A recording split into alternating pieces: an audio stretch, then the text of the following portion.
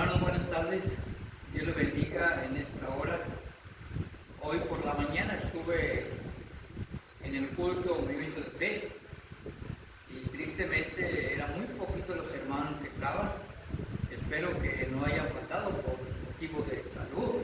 Si fue así, qué bueno, hermano, pero si fue por flojera, si fue por indiferencia, eso no está bien.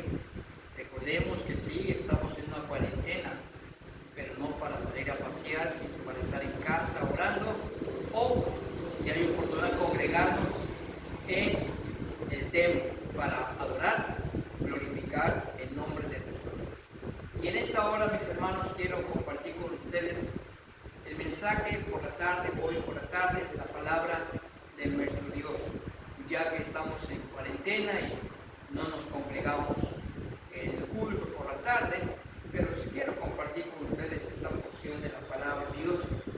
En el libro de Miqueas, en el capítulo 1, versículo 1 al 7, dice así la palabra del Señor.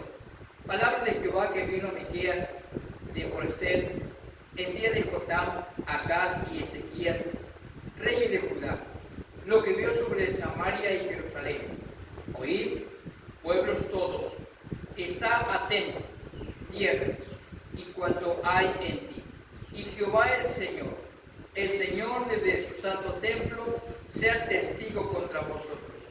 Porque he aquí, Jehová sale de su lugar y descenderá, y hollará las alturas de la tierra, y se derretirán los montes debajo de él, y los valles se hendirán como la cera delante del fuego, como las aguas que corren por un precipicio.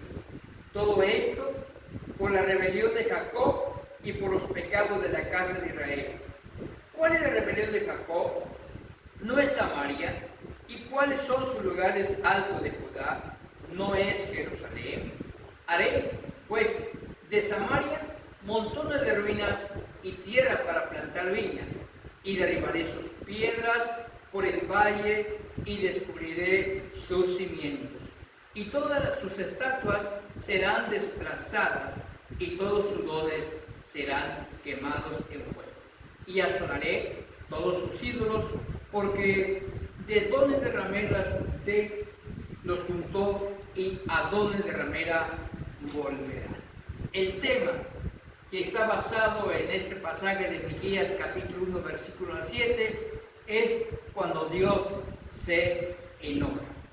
Sin duda, muchos de nosotros, en su mayoría, crecimos con un programa llamado, mis hermanos, que se metía en un barrito, era El Chavo del Ocho.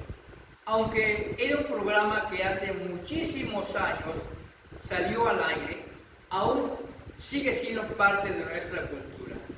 Podemos recordar las frases que acostumbraba a usar en diferentes ocasiones. Por ejemplo, cuando alguien se enojaba por alguna travesura que había hecho, siempre respondía: bueno, pero no te enojes. Solía decirle a la Chilindrina: bueno, no me hagas enojar. Todos conocemos el enojo. Nos hemos enojado y hemos hecho enojar a otros. ¿Será que Dios se enoja? ¿Le diremos alguna vez a Dios como el chavo: bueno, pero no te enojes? En la actualidad hemos hablado tan del amor de Dios que se nos olvida su santidad.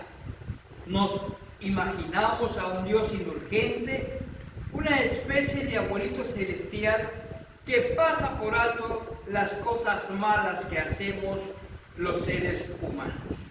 La Biblia, que es la palabra de Dios, nos presenta un cuadro muy diferente. En realidad, si nosotros no llegamos a captar la realidad de la ira de Dios, viviremos en un mundo de fantasía o en un mundo que deja de tener sentido. Si Dios no se enojara contra el mal, eso significaría que el mal realmente no le importa. Si el mundo fuera así, el resultado pronto sería un caos. vamos a ver algunas cosas del tema. El título es Cuando Dios se enoja. En primer lugar, el enojo de Dios es contra el pecado y la maldad, que aparecen una y otra vez en las Escrituras. Jesús, en quien vemos manifestado el amor de Dios, se enojó cuando llegó al templo y vio lo que ahí se hacía. Hoy veremos el relato de una visión que tuvo el profeta Miqueas del juicio de Dios. Esa visión nos revela cosas muy importantes acerca de la justicia y el enojo o la ira de Dios. Solo si comprendemos estas cosas, podremos ajustar nuestras vidas para agradar a Dios. El profeta Miqueas vivió al mismo tiempo que Isaías, casi 800 años antes del nacimiento de Jesucristo. Los días de gloria bajo David y Salomón eran un recuerdo lejano. El pueblo de Dios se había dividido en dos naciones: la nación del norte, Israel, cuya capital era Samaria, y el pueblo de Judá, que tenía su capital en Jerusalén. Israel vivía en rebelión contra Dios, siguiendo a otros dioses. Judá adoraba esporádicamente a Dios, pero también a los ídolos.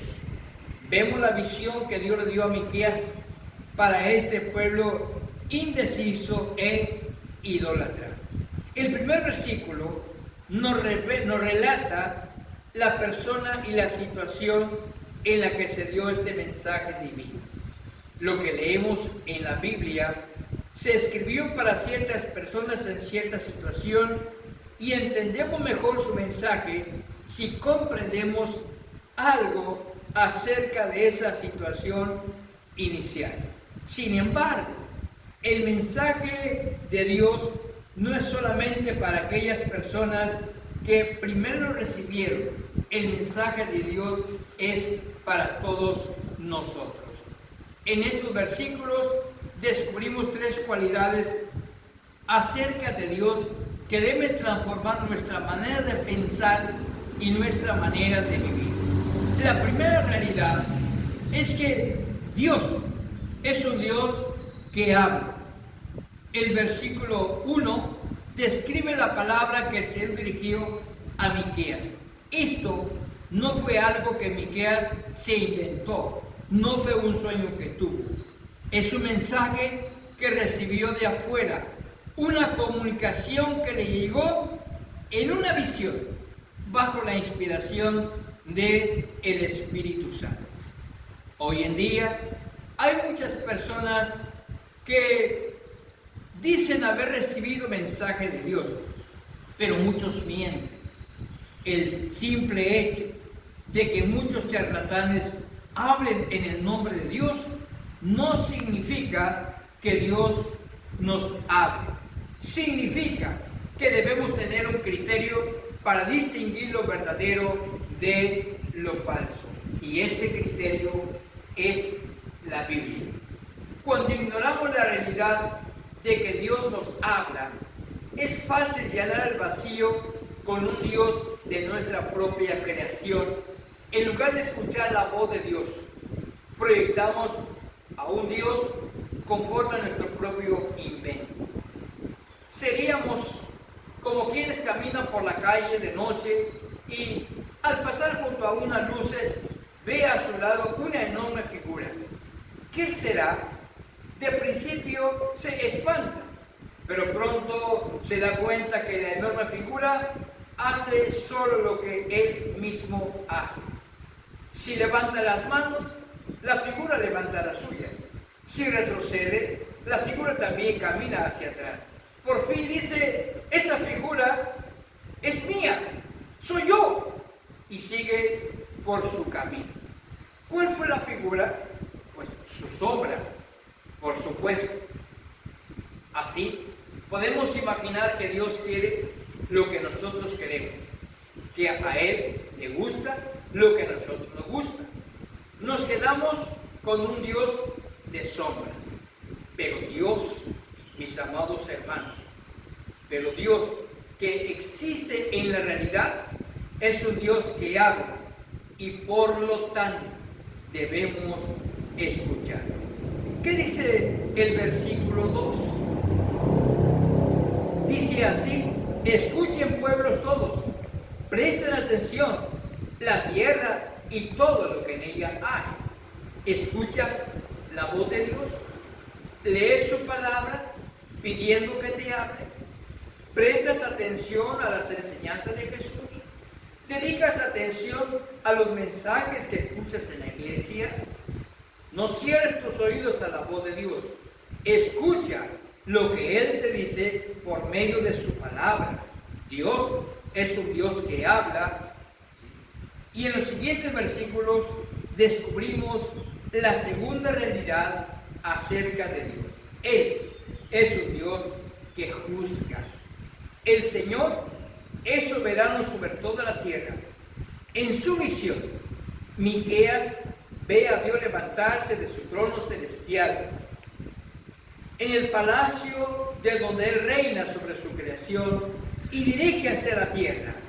Este Dios no es, por decirlo así, un osito de peluche, porque cuando Él camina sobre las montañas se derriten como cera. Los valles con sus fértiles suelos se parten como por una gran inundación. La tierra misma parece espantada frente a la presencia de Dios cuando viene a juzgar. Cuando Él se levanta para juzgar, nada se escapa. Si pensamos que Dios no nos juzgará porque Él es amor, tenemos una idea equivocada de Dios. Si pensamos que Dios es un ser tierno y permisible, ignoramos la realidad. Él es un fuego consumidor, es un viento huracanado, es una tormenta devastadora. ¿Por qué se pone así? Los versos 5 y 6 nos dicen que es por el pecado de su pueblo. Otros profetas describen el juicio de Dios contra los enemigos de su pueblo. Aquí, en esta porción de la palabra, Miqueas ve en alarmante visión el juicio de Dios contra su propio pueblo rebelde. Ellos habían desobedecido a Dios, habían violado el acuerdo, el pacto que Dios había hecho con ellos. Dios los había sacado de la esclavitud de Egipto, les había llevado a la tierra prometida y los había establecido en una buena tierra. Sin embargo, se habían rebelado en contra de Él. Habían ido detrás de otros ídolos. Habían descuidado la verdadera adoración. Habían pisoteado los mandamientos de Dios. Prefirieron sus propios caminos. Por fin, Dios se hartó y tomó cartas en el asunto. Este Dios que juzga es un Dios celoso. Y esta es la tercera cosa que descubrimos en este pasaje acerca de Dios. Él es un Dios celoso y no tolera la presencia de otros dioses en la vida de su pueblo. ¿Por qué dejaría la bella ciudad de Samaria en escombros? ¿Por qué la arrasaría hasta el suelo? Porque su pueblo había ido tras de los ídolos. Por eso, en el versículo 7, todos estos ídolos serían hechos pedazos. La idolatría para Dios es como la prostitución. La persona que adora un ídolo traiciona al verdadero Dios y entrega algo sagrado a cambio de algún beneficio temporal. Así como la prostituta entrega su cuerpo a cambio de dinero. Lo que Israel pensaba haber ganado con su prostitución a los ídolos era su belleza de Samaria, que era una ciudad realmente impresionante. Los arqueólogos nos dicen que el estilo de construcción y la decoración de las piedras usadas en la construcción de Samaria no tenía igual en toda esa zona. Pero todo, absolutamente todo sería destruida. Y toda su riqueza sería llevada y derrochada para pagar a las prostitutas que servían en los templos de los ídolos. Así dice Dios, todo cuanto ganó como prostituta, en paga de prostituta se convertirá. Los asirios fueron el instrumento que Dios usó para realizar su juicio. Unos cuantos años después de que Miqueas dio esta profecía, los asirios invadieron y destruyeron por completo la ciudad de Samaria. Se llevaron toda su riqueza.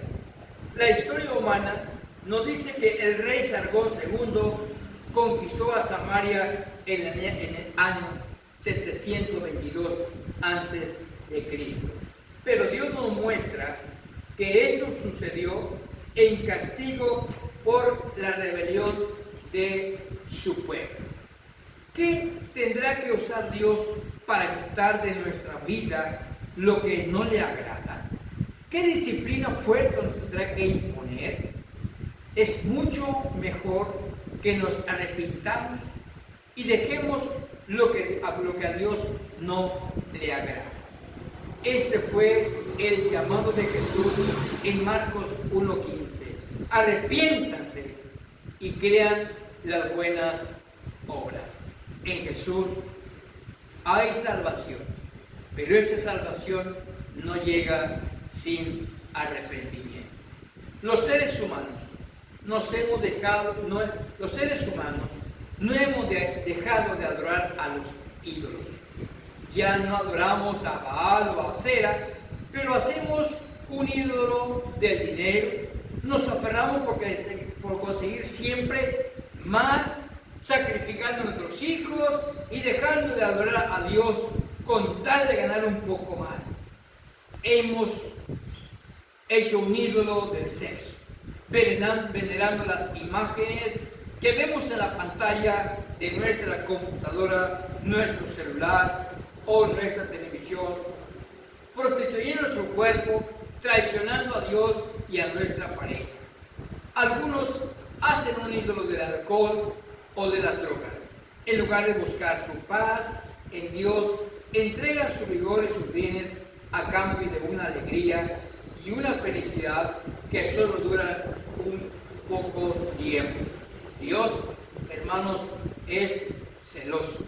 Él merece nuestra adoración y no tolera que lo traicionemos con otros dioses.